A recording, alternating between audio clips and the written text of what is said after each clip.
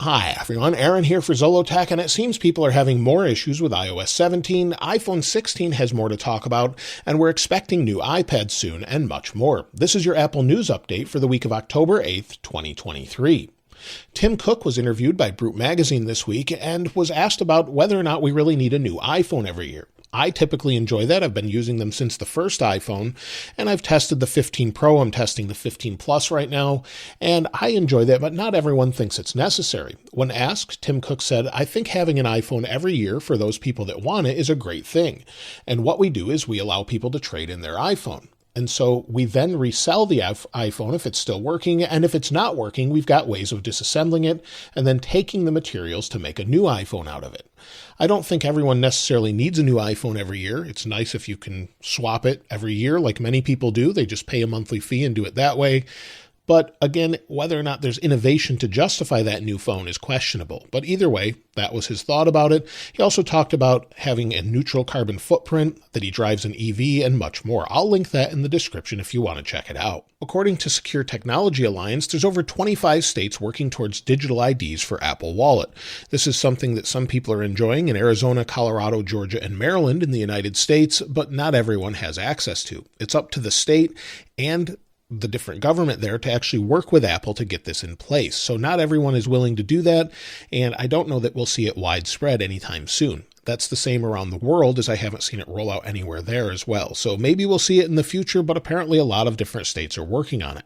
Let me know if you think you want this where you live, or if it's something you would ever use. I personally don't know that I would use it other than to show it to someone. I wouldn't want to hand my phone to someone if I had to actually present my ID. iPhone 15 and 15 Plus this year gained a new 48 megapixel sensor, but it's not the same sensor that we have in the Pro phones. According to iFixit that tore them down, there's actually a larger sensor in the Pro phone than we have in this year's Plus phones, or the regular iPhone. So it is 48 megapixels, but being that it's a larger sensor, it should work a little bit better for low light. Also, one other thing they noted is that the iPhone 15 Pro models gained a new updated 5G modem this year, and it has better performance with the Qualcomm X70 modem. They also found that the Pro and non-Pro models both have this modem update. So it seems like the Plus and regular iPhone have it. I've noticed the same thing. It seems to be super fast when you're using just 5G compared to previous models. It connects better. I've had less connectivity dropping, so I think that's a great thing. But it's great that they put it in the lower end models and the higher end models. I would love to see them just be consistent with more and more things in the future. One of my favorite features of the iPhone 15 Pro models is that we can use an external SSD to record ProRes video. It makes it super easy to offload that video, just plug it in and it works seamlessly. However, there's an issue that some people are running into. Apparently, if the cable is not fast enough, it won't tell you that and instead will just drop frames. Becca from The Verge actually found this out, and it just won't tell you. It just drops frames and the video looks terrible when you're playing it back. So be sure you have a fast enough cable. I've been using the Samsung T5 portable SSD. I'll link it in the description. The cable that comes with it seems to work just fine. I've used other cables as well, and I've had no issues with them. But thankfully, it's fast enough. Just make sure that your cable is fast enough to handle the amount of data it uses and moves over to the SSD. Now, with iOS 17, Apple fixed some issues with the iPhone overheating, especially on the Pro models, but it seems there's an additional issue people are having with Wi-Fi. iOS 17 has been pretty solid, but again has some early bugs, and some people are either having disconnects with Wi-Fi or data just isn't loading altogether. This was isolated to iPhone and doesn't seem to be on Macs, as people have tested that, and it seems that it still transmits data on the Mac, even on the same Wi-Fi network, where it just wouldn't work on the iPhone. I've found that occasionally I have to close out of Safari, reload it. Sometimes it's just private relay, so there could be some bugs there with private relay. Turn that off and it seems to work, but there's definitely some odd issues from time to time.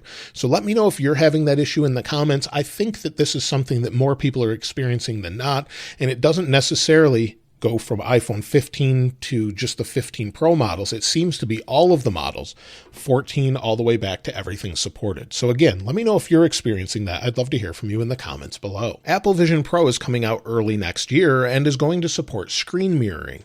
This is great so that maybe I can get one and share some of the overall experiences with you. We've seen that in the demos where people actually can show you what they're looking at, and this would be great to actually screen mirror it and then share that with you as far as what's new and everything else. This will work just like iPhone does, where you can mirror this to something else with screen mirroring. So I'm glad that they're including this. However, some people are saying that the first iteration of Vision Pro, if they've actually tested it, is a bit heavy and actually puts a lot of strain on your neck. So it looks like Apple is working on a second version, which they're going to be years in advance, but they'll be working on that to make it lighter, easier to use, and hopefully it gets better over time. But I'm curious if you're actually interested in the Vision Pro. I think the first version probably will sell to people on YouTube, maybe developers and more, but I don't see it as a widespread device just based off of its cost alone. This past week, Tim Cook actually offloaded 500,000 shares of Apple for a total of $41.5 million. So he got rid of a lot of shares to gain a lot of money. Of course, he has much more than that, and what he does with it, I'm not really sure.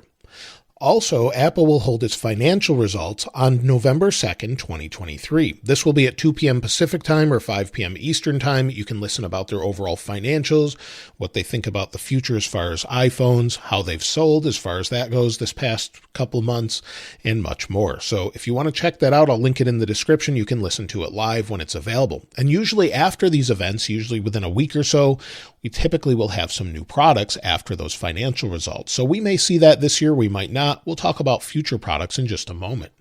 Now, if you've been using macOS betas with macOS 14.1 Beta 2, it has an all-new warranty coverage section, similar to what we get on the iPhone, where we can go in and actually see our Apple Care coverage, or what's available. So that's found under System Settings, then General, and then Coverage now. They added that in the latest beta, and it's surprising that we haven't had it up until this point. Now, as far as weekly deals this week, AirPods Pro 2 are down to $199 on Amazon for the USB-C version as well now. So I'll link that in the description, but if you want the USB-C version, which will actually provide lossless audio on Apple Vision Pro, they're down by $50 or so. Also, Apple is now selling HomePod second generation refurbished for $249. It first went available in different countries such as Japan, the UK, Australia, and others, and now it's available in the US as well. So you can get it in black or white in a refurbished package for $249, and it delivers, it looks like, this week. We've had a lot of patches early on with iOS 17. We've had this with iOS 16 and others, but it seems Apple could patch that Wi-Fi issue I mentioned earlier as soon as this week. Now, we don't know this for sure, but it seems like every week they've been releasing a major update. So it's possible we could have an iOS 17.0.4 this week if they find bugs that they think they need to fix right away. Otherwise, they may wait until iOS 17.1. And since we're on a weekly schedule already, it seems iOS 17.1 Beta 3 would be as soon as tomorrow. We could gain some additional features. Maybe we'll finally get that journaling app, or maybe we'll just get additional bug fixes. But either way, I would expect that as soon as this week, maybe tomorrow or Wednesday, and then possibly a final release before the end of the month. That's based on Apple saying that watchOS 10.1, or at least the double tap feature that's in 10.1, will be available in October. Based on that, unless they change it, I would expect watchOS 10.1 and iOS 17.1 before the month is out. So based off of that information, iOS 17.1, 17.2 after that, and they're already testing iOS 17.4. So it seems like Apple's really ahead of things this time. What they have in those, though, we'll have to wait and see. According to Ming Chi Kuo, the new 5x telephoto zoom lens that's using that tetra prism in the new iPhone 15 Pro models will be included in more than one Pro model on the iPhone 16. That makes sense if they were able to find room, maybe change the overall internals a little bit, bring it to both phones, or we could have an iPhone 16 Ultra. He doesn't say that specifically, but we could have some sort of setup where we have the Pros and then an Ultra, or just two Pros and it's in both phones. Either way, it looks like they're going to use that sort of method. Maybe they've been able to shrink it down a little bit to fit it in the Pro model as well. So we could see that with the next iPhone. Of course, that's a year away at this point, but Apple typically works about 3 years out with its different iPhones. Now, we're also expecting new iPads this year. It seems more and more likely that we're going to get updated iPads with a new iPad mini and maybe 2 versions of iPad Air. We don't know exactly what that means just yet, but it seems like we could have updated versions, with the iPad Pro maybe launching next year with new screen technology. So I would expect some sort of iPad update in October, probably just with a press release though. Also, it seems we're going to get an updated Apple Pencil with USB-C. So instead of maybe wireless charging, maybe they'll update it for USB-C for the regular iPad or iPad Air, iPad Pro. We don't really know for sure, but it's in the code of iOS 17's latest beta update, it seems. Also, according to Majin Buu, it seems the actual tip of the Apple Pencil may be able to be magnetic and interchangeable for different drawing styles or painting styles in future updates. So we could hear much more about that very, very soon if Apple does indeed introduce new iPads in a few weeks. Now, with the Apple Watch seems to carry a lot of new technologies, at least early on, because it's a little bit smaller. A new micro LED display for the Apple Watch seems to be just a couple years out in 2025, according to the latest rumors. That makes sense. They can make it in a smaller scale, then see how it works, move it to the iPhones and iPads.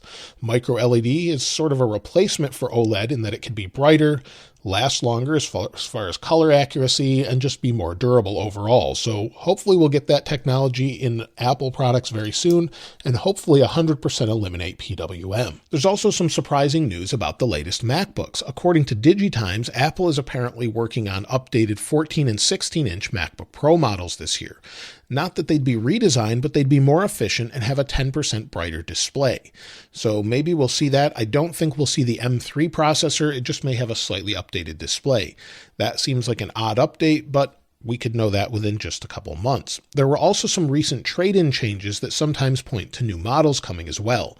So that happened with the Mac Studio before the Mac Studio was updated with the M2.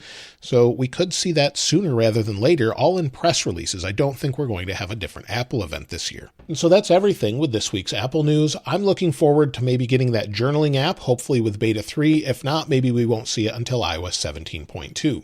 Let me know what you're looking most forward to in the comments below, and I'll link this wallpaper in the description like I normally do. If you haven't subscribed already though, please subscribe, and if you enjoyed the video, please give it a like. As always, thanks for watching. This is Aaron. I'll see you next time.